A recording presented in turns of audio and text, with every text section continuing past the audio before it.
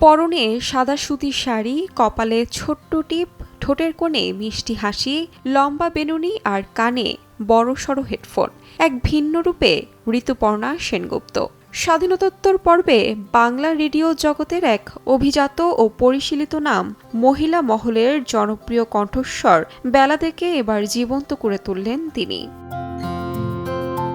প্রখ্যাত radio jockey বেলাদে একসময় তার স্বতন্ত্র কণ্ঠে অসংখ্য নারীর মনে জায়গা করে নিয়েছিলেন। তার কণ্ঠস্বর ছিল যেন এক নিরাপদ আশ্রয়। তবে সে কণ্ঠের আড়ালে লুকিয়ে ছিল অনেক অজানা গল্প, ব্যক্তি সংগ্রাম ও জীবনের নানা বাঁক, যা এবার বড় পর্দায় ফুটিয়ে তুললেন পরিচালক অনিলাভ চট্টোপাধ্যায় তার নতুন চলচ্চিত্র বেলায়।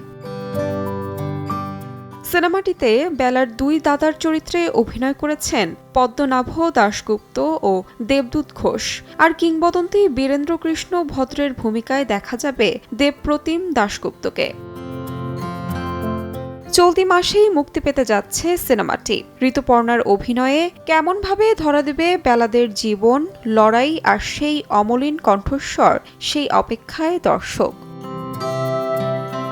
তাহমিনা তন্নি, সময় সংবাদ।